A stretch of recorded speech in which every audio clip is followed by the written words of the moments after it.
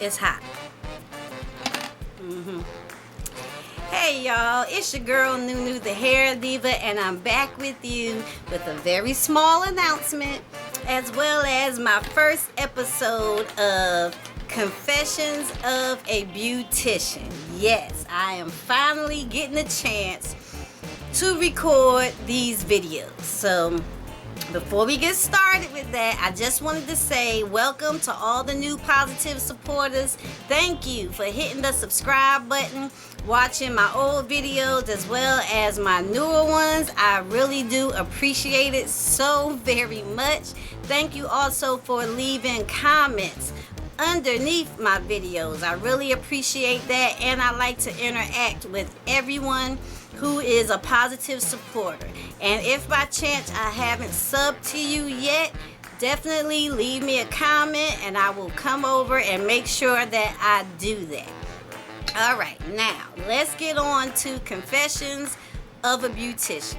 Now this first episode won't really be all of the drama that happens in the salon, I would say, but it's really to let you know how I got started in becoming a beautician. So it all started pretty much with me being a young girl at home living with my entire family in one 3-family house, and I was nosy like many of us are. So I stayed in the kitchen with my aunties, and that's because I wanted to hear all of the gossip that they was talking about, as well as, you know, learn to cook and learn to do some hair. So in the process of doing that, I started off with what most of us call kitchen hair, and that was where if you got your hair straightened, it was with a straightening comb, as well as some Kazuri irons. And I know they still make Kazuri, but they are very, very expensive now than they probably was almost 30 years ago. Okay, so by staying in the kitchen, I learned from my aunts how to straighten hair and how to curl their hair. And that was putting the straightening comb or curling iron on an open flame on top of your stove. And if any of you out there know what I'm talking about, leave me some comments below on how bad it was to get your little ears burned, or your forehead burnt off, or the back of your neck burnt off because mommy or auntie or maybe even grandma was like, that ain't nothing but hair grease. And we know it was our skin. Yeah. Let me know what you have gone through. So with that being the beginning, I just took a liking to all the smells of jams and jellies that we would put on our hair, as well as hair grease and hairspray. I know you're not supposed to smell all those things, but when you spray them and use them on your hair, you know, a lot of them would give us nice bubblegum scent, chocolate scent, you know, different scents to the hair. So in turn, from learning just that little bit from my aunties, it goes into phase 2, where my mom noticed that this could possibly be what I was destined to do. I have an Aunt Cleo, and rest in peace to Miss Cleo, who has passed away from the psychic hotline. But I had an Aunt Cleo, and she used to do my mom's hair all of the time. My mother is not someone that does hair. She is someone that will tell you how she wants it done, and that's how you need to do it. And point blank, nothing else to be said about that. So from going to Aunt Cleo once a week to get my hair done, it was very long and it was natural. And I didn't really know if I liked it or not. All I knew was my mom didn't know how to do my hair. So in turn, I was a little girl that just went to the beautician all the time. And my Aunt Cleo, once again, would gossip. So I loved hearing that. And she would do my hair in some really beautiful hairstyles that I never thought that I could wear. And being such a young girl, some of the hairstyles I actually got picked on. But I had to realize later on that what people don't know is what they pick on you about. Alright, so one particular day my mom was getting ready to go to work. She didn't get a chance to go to my Aunt Cleo to get her hair done. And I was just sitting in the bathroom watching her, get herself prepared for work. And she was curling her hair. And I noticed that how she would curl her hair, it was the regular plug-in irons, and the barrel part would be on the top, and the flat plate that would go over the barrel would be on the bottom. And every time she curled her hair, she would have what we call hooks. It would be a line of demarcation on her hair. And whenever she combed it out, it looked somewhat how she wanted it, but not quite. So I just remember one day saying, "Mommy, I think you're doing your hair wrong." So she looked at me and was like, "Well, if you could do better, then you do it." Now, I have to say I was probably about 10 when this happened. Yeah, I had to be at least 10. And from going to Aunt Cleo and watching her and being in the kitchen and playing on my aunt's hair, I curled my mom's hair, her entire head, the way I used to see my Aunt Cleo do it. And it turned out like really nice. I'm not going to say it was A1, but she didn't have hooks in her hair. And my mom used to wear like the old feather look that it all used to go back in layers to the middle. Really pretty. And that should also date how long ago this was. But yeah, I curled her hair and she liked it. And from then on, whenever she couldn't make it to Aunt Cleo, I was my mom's in-house beautician.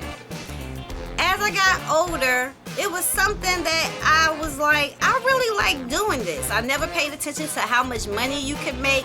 I just knew it was something that I wanted to do. My Aunt Cleo was also an instructor at a school that no longer exists, but it was called Wilford Beauty Academy. And at this time, I also lived in New Jersey. So I applied for school. Now, by the time I applied for school, I have to say I was like in the 9th grade. And, it kept me off the streets of Newark. And, it was just something that I wanted to do. So my family, stuck behind me and allowed me to do it. So I learned how to do hair there and I graduated. But competition in New Jersey was fierce. And it still is. You have to be on point on everything that you do, pretty much in any state that you live in.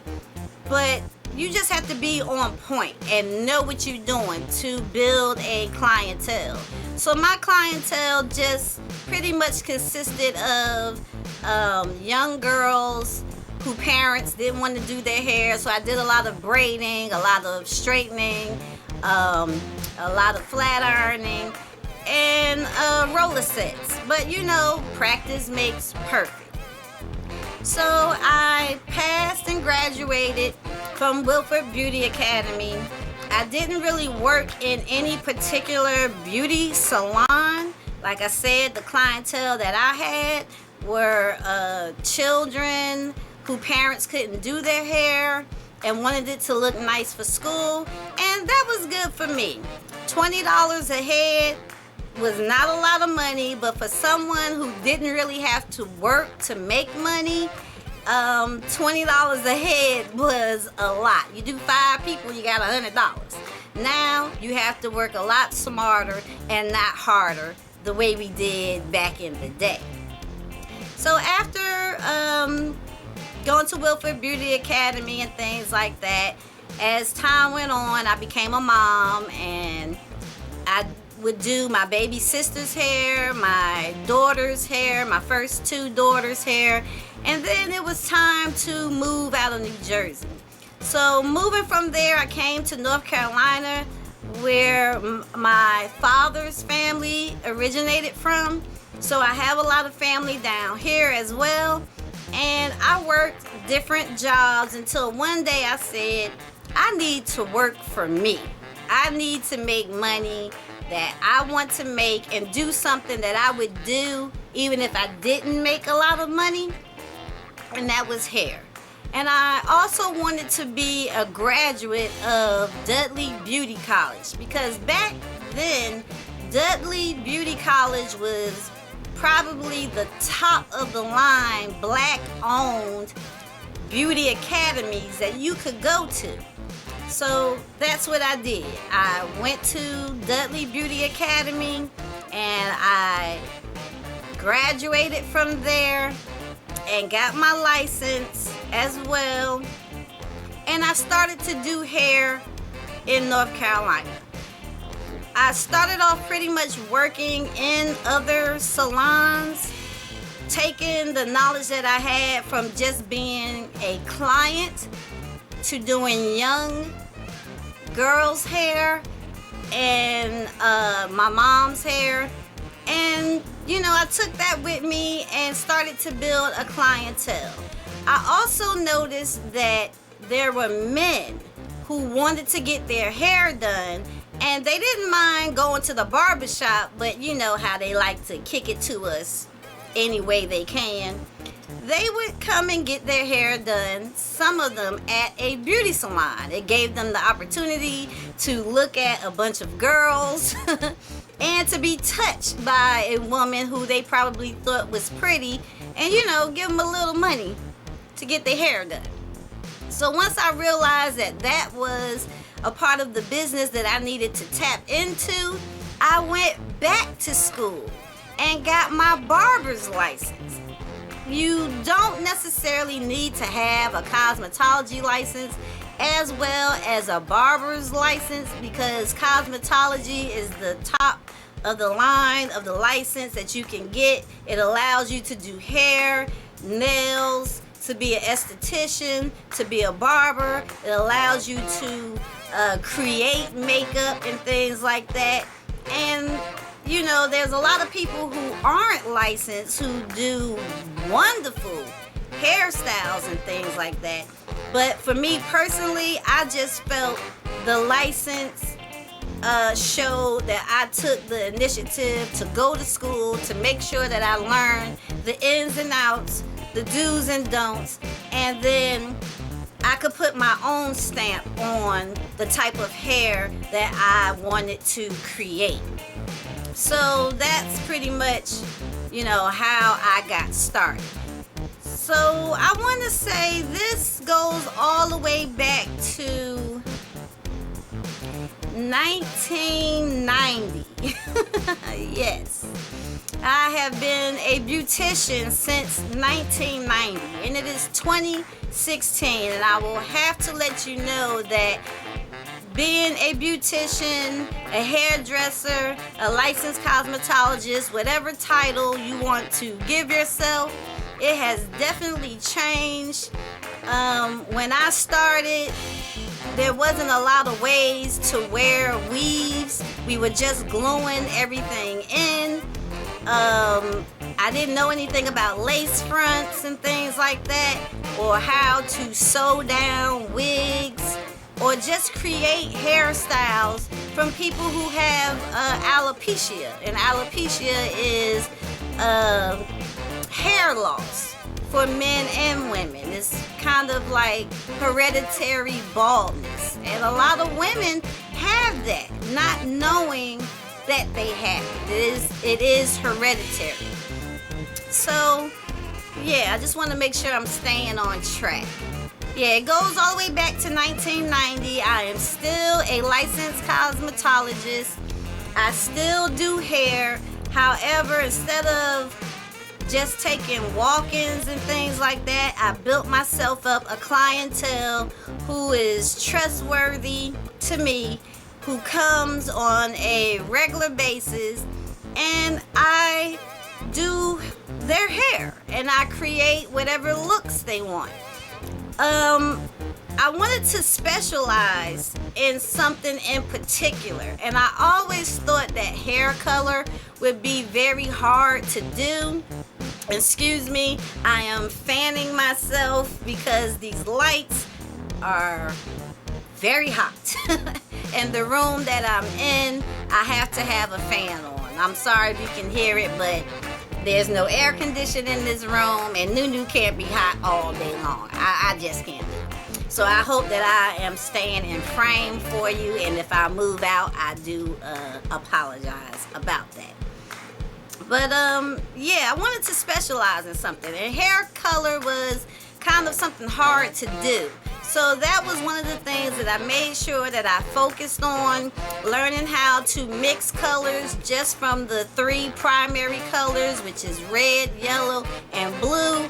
Learning to create my own colors so that I can give my customers, clients, loved ones, something different that they wouldn't see. Also, I would try a lot of different things on my hair as well. So I would like to let you know that I have not been natural for at least 30 years of my 43 years of life. I definitely know that my hair was way too thick. I didn't know how to do it. Relaxing it gave me the opportunity to wear it straight, wear it curly, do whatever I want to it. I learned that I didn't really like a lot of hair on my head in particular, but I could do really detailed updos and curls and things like that for my clients. And somewhere along this video, I want to try to put in some hairstyles at the end that I have created on my clients. Some of them will be weaves that I put in. Others will be hair color that I created. And just, you know, some basic natural hairstyles. Because now I have been natural for over a year, and I didn't even do a video about it. I just decided one day to cut it off. I did do a video about that, just cutting my hair off, and what you see is all natural now. So what I'm gonna do is end this video, because I don't know how long it is, but I'm gonna end it with a couple of questions. I will put them above in a link where you can just press on the iCard, and a couple of questions will come down. You can say yes or no, or answer them however you feel.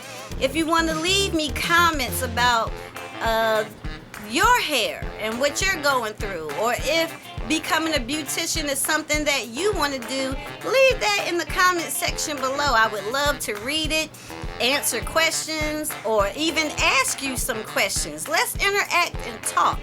So ending this, I will say, what was one of your worst experience that you've had at a beauty salon? Because we got some of them videos coming up. The next question would be, what was one of your best experiences getting your hair done at a beauty salon? The last question that I will ask is, what type of videos pertaining to hair would you like me to do? Answer questions, book knowledge, showing you different ways to color your hair. And because I am new with natural hair, if you would like, I can also start a new natural hair journey, letting you know how hard it is for me, a beautician, to do my natural hair. But slowly but surely I'm getting it. And if you like this hairstyle that I have created, y'all, yes, this is my first double strand twist out, and I think I'm liking it. All right, everyone, I want to appreciate you watching my first episode of Confessions of a Beautician. I hope I didn't have you here too long. If you liked it, definitely thumbs it up, share it with everyone else. I would truly appreciate it. And like I said, answer the questions and leave your comments below. And in a few days, NueNew will see you with the next video. I said that all wrong, but it's okay. It's hot in here, so it's kind of frying my brain just a little bit. So yeah, I'll see y'all later. Bye. What we do here is go back.